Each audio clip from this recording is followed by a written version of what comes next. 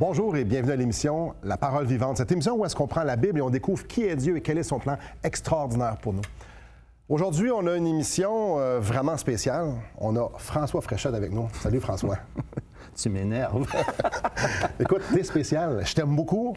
J'aime travailler avec toi, j'aime servir avec toi, j'aime assurément faire ces émissions-là. Mais ça, je peux t'assurer, mon cher Simon, que c'est très réciproque. Donc, c'est un grand privilège pour moi de t'accueillir sur nos plateaux parce que je sais que t'aimes Dieu, t'aimes sa parole et t'aimes surtout prêcher l'Évangile. Pas surtout, également prêcher l'Évangile, d'annoncer aux gens ce que toi, ta vie t'a transformé. J'ai un fardeau, c'est clair. Puis ce qui m'allume, tu sais, je lis la Bible, ça fait 45 ans que je lis la Bible, puis tous les textes, même le texte qu'on va voir aujourd'hui, c'est des textes qui m'allument par rapport à l'Évangile. Tu sais, il y a plein d'autres vérités qu'on trouve dans ces textes-là, puis je les vois aussi, mais ceux qui concernent, où on retrouve, si tu veux, l'embryon ou le message de l'Évangile, en quelque part à travers tout ça, c'est comme si je le voyais tout le temps, il me frappe, il me touche, il m'inspire. Je ne sais pas comment dire, mais c'est encore ça. Et encore. Ouais, tu as dit 45 ans.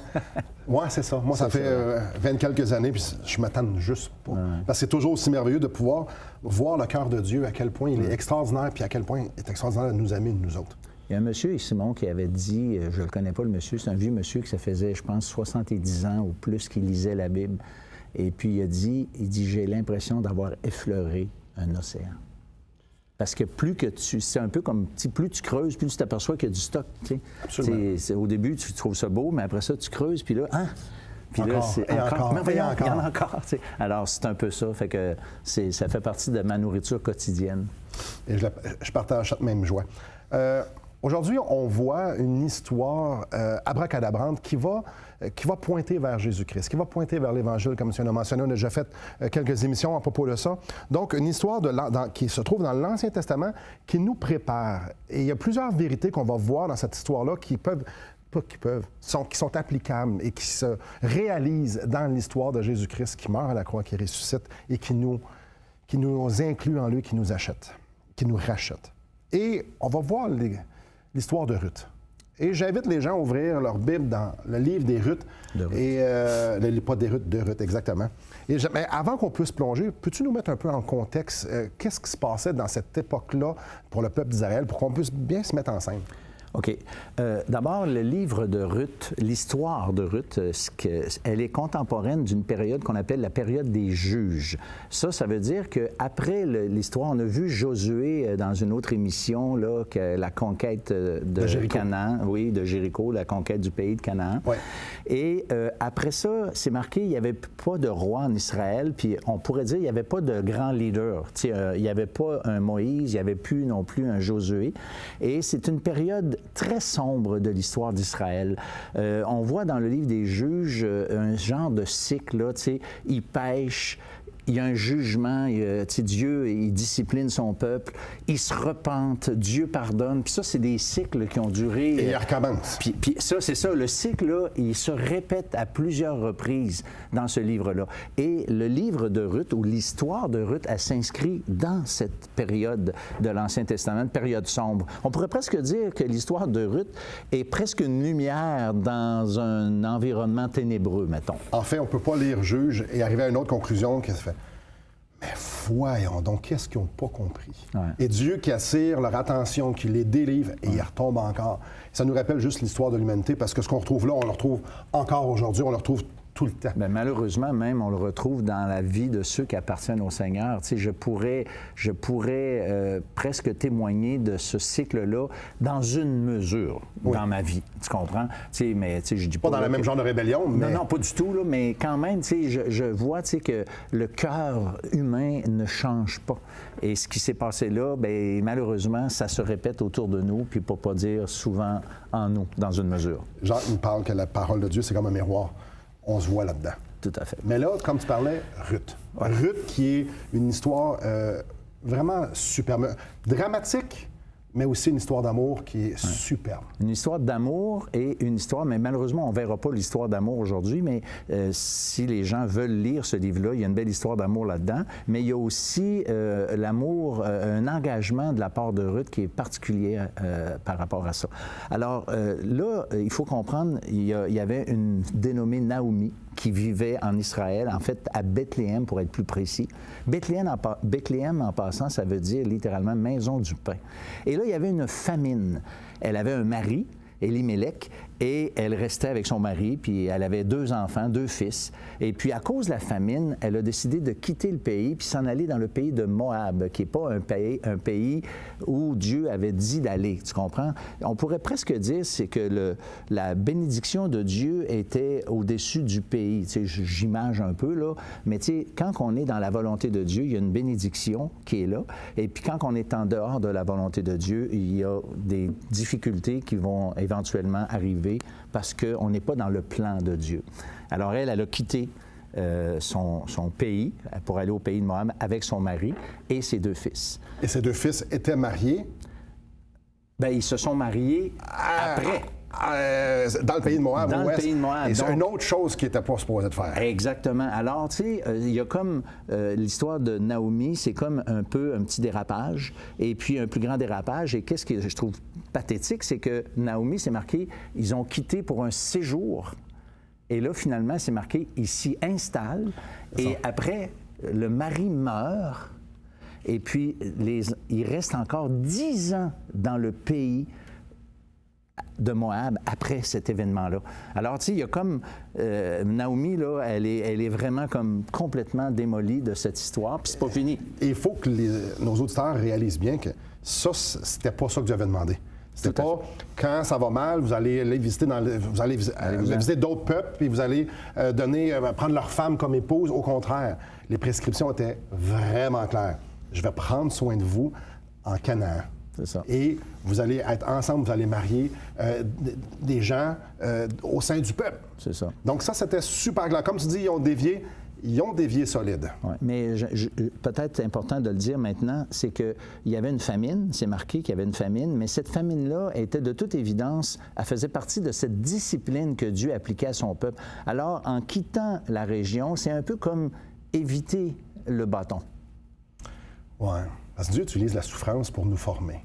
C'est pas populaire, mais c'est tout à fait biblique.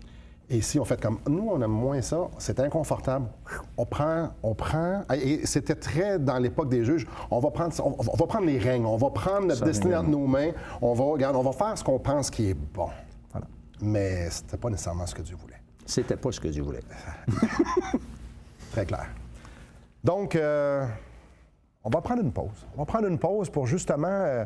réorienter nos pensées après sur... vraiment, on va plonger dans cette histoire-là, ce que Naomi a fait, ce que Ruth a fait, qui est la belle-fille de Naomi. Mais je vous laisse un peu sur votre appétit. On en revient après la pause pour en discuter un peu plus. Restez avec nous.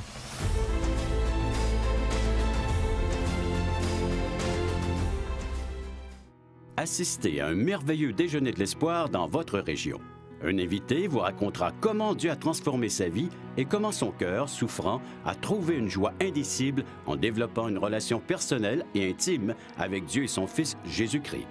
Des églises locales organisent de tels déjeuners dans plusieurs régions du Québec. Découvrez où et quand vous pouvez assister à un déjeuner de l'espoir dans votre région en visitant le site espoir.ca et en cliquant sur l'onglet « Déjeuner ». Bonjour à vous. C'est fascinant de voir comment on peut se mettre les pieds d'un plat. Pourtant, la demande était très claire à Dieu, c'était très précis. Vous restez dans le pays de Canaan, je vais m'occuper de vous, vous ne mariez pas personne en dehors du peuple. Puis là, on a vu la famille qui fait des mauvais choix. Mais même au travers des mauvais choix, Dieu va bénir, et ça, c'est plus tard dans le livre de Ruth. Mais il y a des conséquences. Bien, il y a des conséquences. Naomi, quand elle quitte, on l'a dit tantôt avant la pause, son mari meurt. Mm-hmm. Mais les 2 fils de Naomi meurent. Elle reste seule avec les 2 brus. On parle là-dedans, dans le début de l'émission, c'est de ça qu'on parle. Là. Ah oui, c'est ça. Là. Naomi a tout perdu. Là. Elle a tout perdu. Tu sais, elle voulait sauver les meubles, mais en fait, en quittant Bethléem, le pays d'Israël, elle perd littéralement tout. Alors, Naomi, logiquement, elle réfléchit, elle entre en elle-même, puis elle dit, écoute, ça marche pas mon affaire. Là. C'est clair que ma décision, elle était mauvaise, puis elle l'a payée à cher prix. Alors, à partir de ce moment-là, Ruth Naomi plutôt, décide de revenir à Bethléem. Et là, elle dit, autant à la une qu'à l'autre, restez ici. Ces deux belles filles. Elle dit, écoutez, moi, j'ai plus d'enfants dans mon sein. Quand je ne pouvais pas, quand même que j'en aurais un autre enfant, est-ce que vous allez attendre qu'il soit vieux puis le marier? Autrement dit, c'est fini. T'sais, on passe à un autre appel. Alors, elle invite ses brus à rester en Moab pour elle retourner au pays d'Israël. Et là, les deux disent, non, on veut aller avec toi, on veut aller avec toi. Et elle répète à nouveau, non, retournez dans votre place. Et puis là, finalement... J'ai plus rien, moi, là. J'ai plus rien, exactement, j'ai plus rien à vous offrir. Vous n'avez aucun intérêt personnel. Je vous ai donné des fils, mais ils ne sont plus là. Et il faut comprendre, pour une veuve, la subsistance, c'était très précaire, là. Ah oui. C'était très précaire. Il n'y avait pas d'aide sociale, il n'y avait pas de système gouvernemental, il n'y avait rien. Donc, elle, là, c'est tes fils qui, normalement, qui étaient pour subvenir à tes besoins d'eau, mais elle a perdu son mari, sa protection, sa sécurité, et elle a perdu ses gars qui étaient supposés remplacer le mari en cas de décès. Ouais. Elle était toute seule. Elle savait qu'elle retournait en Israël, puis que c'était pas pour bien aller. Clairement qu'elle a dit à ses filles, venez pas vivre une vie de misère avec moi. Là. Exactement, parce que les deux filles, eux aussi, étaient veuves. Hein, voilà. S'ils ne se remarient pas, c'est... Ils n'ont aucune famille en Israël, eux autres là. Ils viennent pas d'Israël. Alors finalement, Naomi, après la deuxième fois, Orpa, une des deux, son nom est donné, elle décide, elle baise, il pleure, c'est bouleversant. Ouais. Et puis elle décide de rester. Et puis Ruth, elle veut rester. Et Naomi, pour une troisième fois, elle insiste auprès d'elle. Elle dit, non, elle dit, je te le dis, reste, t'as pas d'affaire avec moi, c'est la misère, blabla. Et Ruth a dit non. Je t'arrête, François. J'aimerais ça qu'on puisse le lire. Et que les gens peuvent s'en faire une idée. Donc, j'aimerais vous inviter, si ce n'est pas déjà fait, de tourner dans Ruth et de venir avec moi au chapitre 1. Je vais lire à partir du verset 14. « Et elles élevèrent la voix et pleurèrent encore. Orpa baisa sa belle-mère, mais Ruth s'attacha à elle. Naomi dit à Ruth, « Voici ta belle-sœur, et retournez vers son peuple et vers ses dieux. Retourne comme ta belle-sœur. » Ruth répondit, « Ne me presse pas de te laisser, de retourner loin de toi. Où tu iras, j'irai. Où tu demeureras, je demeurerai. Ton peuple sera mon peuple, et ton Dieu sera mon Dieu. Où tu mourras, je mourrai, et je serai enterré. Que l'Éternel me traite dans toute sa rigueur, si autre chose que la mort vient me séparer de toi. » Naomi, la voyant décider à aller avec elle, cessa ses instances. Elles firent ensemble le voyage jusqu'à leur arrivée à Bethléem. C'est beau. C'est tellement beau.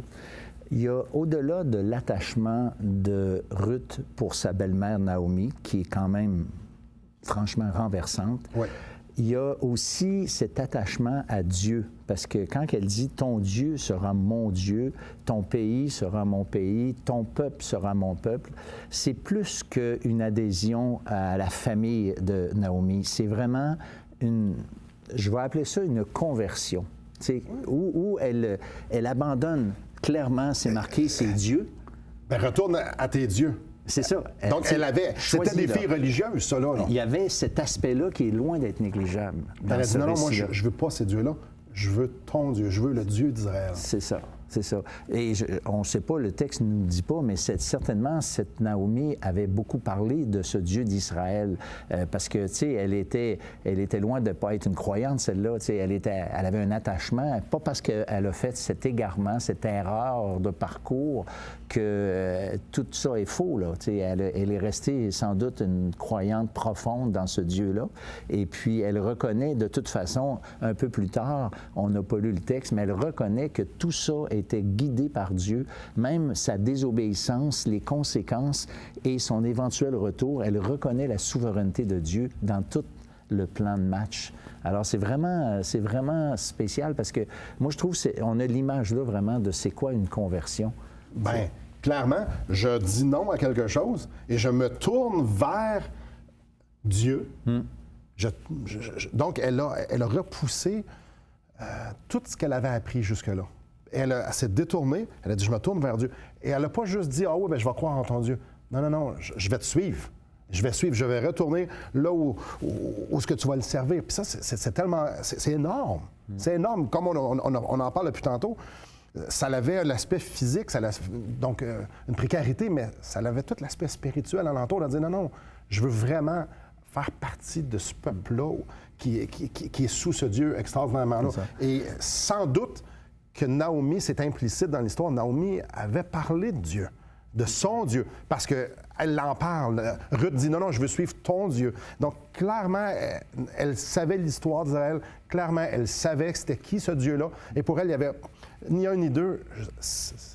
Je te veux, toi, comme belle-mère. Je veux garder tout, mais il y a surtout, je veux que ce soit ton Dieu. On prend une pause.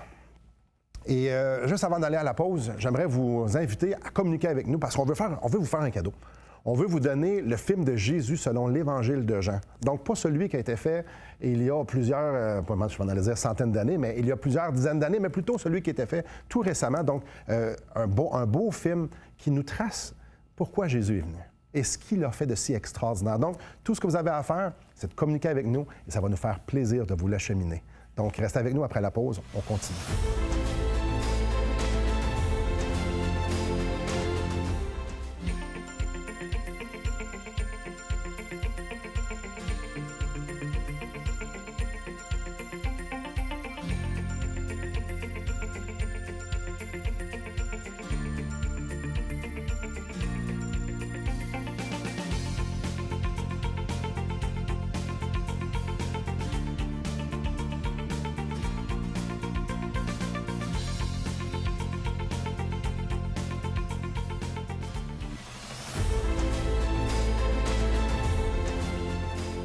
Bonjour.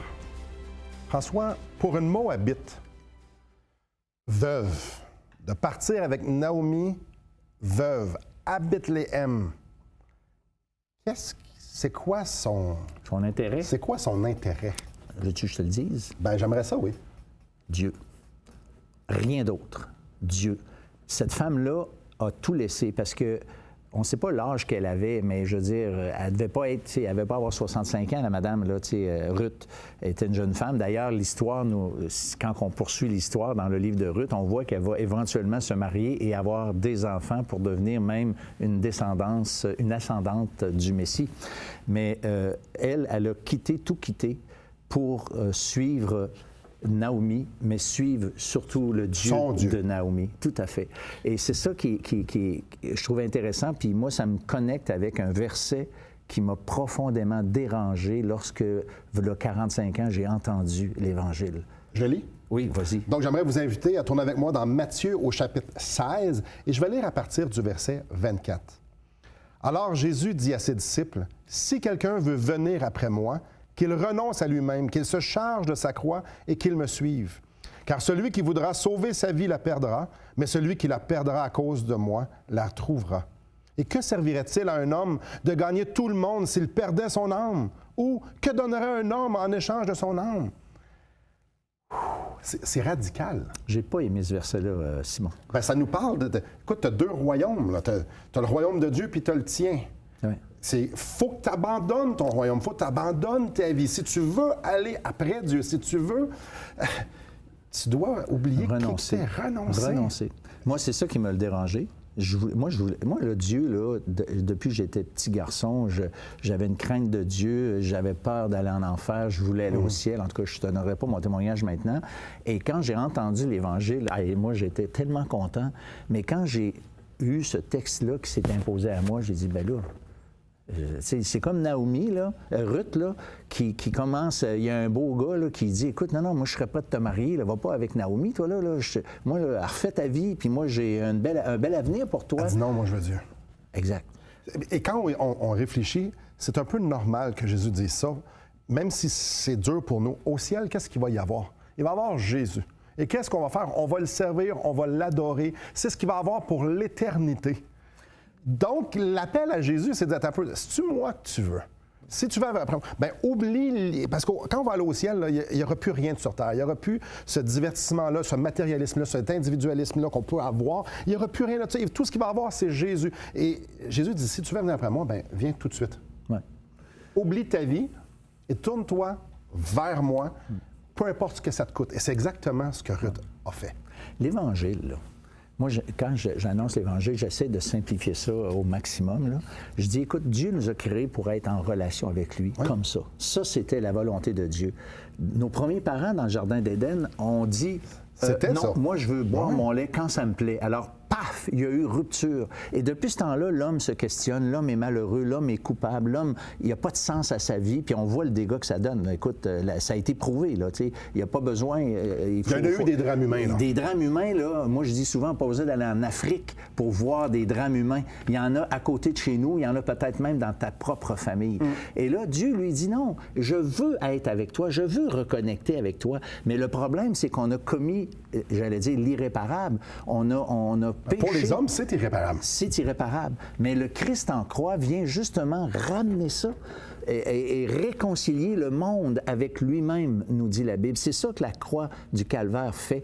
Et ceux qui veulent revenir connecter avec Dieu, il faut passer par la croix pour avoir le pardon et reconnecter. Mais cette reconnexion implique qu'on déconnecte avec notre entourage. L'amour du monde et tout ce que le monde a à nous offrir, c'est bonsoir. Ruth, elle a tout quitté pour aller avec Naomi et c'est exactement ce qu'implique le message de l'Évangile. Souvent, les gens vont, dans leur vie, prendre des valises et dire, moi, je me prépare à aller à l'au-delà. Donc, je vais avoir des bonnes actions, je vais aller dans la bonne religion, je vais essayer de faire les meilleurs choix. Puis, ils pensent qu'avec ces valises-là, ils vont se présenter devant Dieu et dire, regarde tout ce que j'ai emmené, est-ce que c'est assez? Non. Jésus est venu pourquoi? Si je peux me rendre à Dieu avec ma justice, Jésus est venu faire quoi sur la croix? Tout à fait. Jésus est justement, il a fait tout ce qui était nécessaire d'être fait. C'est pour ça qu'il a dit, tout est accompli. Arrive pas avec tes valises. La seule chose que tu peux faire, c'est de croire en ce que j'ai fait pour toi. Quand tu te présenteras au ciel, tu as juste à dire mon nom. Et ça va être suffisant. Crois que j'ai fait tout ce qui était nécessaire pour te réconcilier avec Dieu. Donc, ça implique, je dois abandonner mes valises. C'est ça. Je dois abandonner les bonnes actions, l'illusion que je suis une bonne personne. Si on était des bonnes personnes, il n'y aurait pas de mensonge, il n'y aurait pas de convoitise, il n'y aurait pas de meurtre, il n'y aurait rien. Ça serait, comme tu as dit, le Jardin d'Éden. C'est ça. Mais c'est quoi, Simon, la différence entre la religion et le christianisme biblique? J'insiste, biblique. Biblique, parce qu'il y a un christianisme qui n'est pas biblique. Alors, la différence, là, c'est que la religion, en général, c'est l'effort de l'homme qui essaie de tenter de rejoindre Dieu, et ça marche jamais. L'Évangile, c'est Dieu qui est venu jusqu'à l'homme, et ça marche tout le temps. Wow! On va aller prendre une pause. On va digérer. Mes chers amis, j'aimerais vous faire un cadeau. C'est pas la première fois que je vous le fais, si vous êtes une habitude de l'émission, mais j'aimerais vous le refaire une autre fois. Est-ce que vous avez ce livre-là? Le livre « Destination finale » de Marc Cahill, qui est en train d'expliquer dans ce livre-là ce qu'on dit, le plan de Dieu pour vous, pour moi. Le plan d'être unis avec lui, le plan de passer l'éternité avec lui, le plan de vivre aujourd'hui en relation avec lui. Donc, dans son livre, il explique c'est quoi ce plan-là, le plan de Dieu, basé évidemment sur la parole de Dieu. Mais tout ce que vous avez à faire, tout ce que vous avez à faire, c'est de nous appeler et de le demander. Ça va nous faire plaisir de vous le donner. Là, je me dis mon mais avant de nous appeler, j'aimerais ça que vous preniez une pause, de réfléchir un instant et de réfléchir pourquoi Jésus est venu. Pourquoi Dieu a envoyé son Fils sur la croix si moi, je peux me rendre à Dieu, me rendre au ciel par mes propres forces? Essayez de répondre à cette question-là. Si c'est par la religion, aller dans la bonne Église, pourquoi Jésus est venu? Où est-ce que Jésus rentre dans ce portrait-là? Où est-ce que son sacrifice rentre dans ce grand portrait-là? Pourquoi il est ressuscité si je n'avais pas besoin de lui pour aller au ciel? Après la pause, on va boucler la boucle de cette émission, justement en faisant du sens avec ça, ce que la Bible nous dit. Donc, restez avec nous.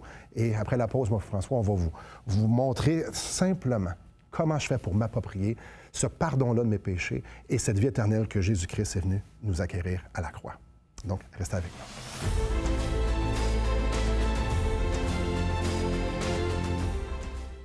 Voulez-vous combler le vide dans votre âme? Avez-vous soif d'une sérénité intérieure? La souffrance de votre cœur vous lasse-t-elle? Appelez dès maintenant pour recevoir gratuitement un évangile de Jean pour connaître l'amour de Dieu, un Nouveau Testament pour trouver des réponses à plusieurs de vos questions, le livre Destination finale pour comprendre la nécessité du salut et finalement la Bible et le salut qui nous explique comment recevoir Jésus. Contactez-nous à espoir.ca ou composez 1-877-l'Espoir. Et puis, vous avez réfléchi à cette question. Pourquoi Jésus est venu?